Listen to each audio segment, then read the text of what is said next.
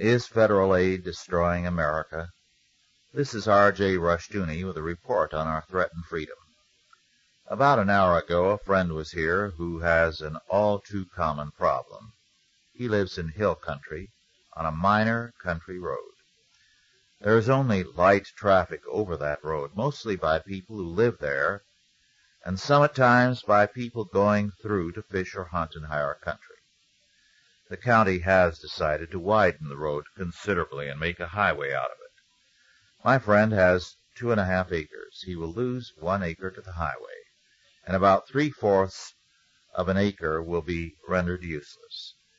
Some of the residents did more than a little investigating, and they found that the only authenticated need on that road was that an old and very narrow bridge be widened. At the Board of Supervisors meeting, they asked that the construction be limited to widening the bridge, and their homes and land be left untouched.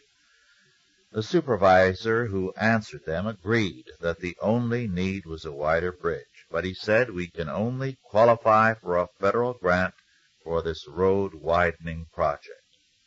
In the process, the bridge will be widened, but all of us will pay for an unneeded and costly road project. Incidents like this are commonplace all over the United States. All too many federal grants in aid are an invitation to unnecessary and costly projects. In the process, all of us are overtaxed. Local officials are seduced into new and costly projects, and we are pushed further into national bankruptcy. Moreover, the bankruptcy we are drifting into is both moral and financial.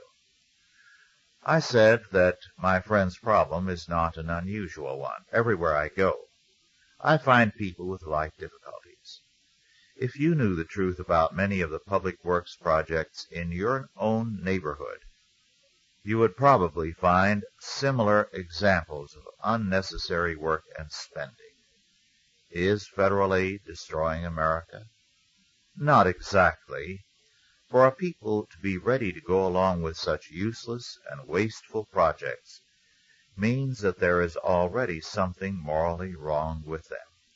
The federal government is simply aiding an already corrupt political system to increase the scope of their corruption.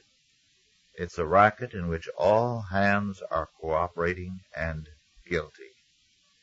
Meanwhile, there are casualties: the financial stability of the country, and the moral foundations of freedom. This has been R.J. Rushdoony with a report on our threatened freedom.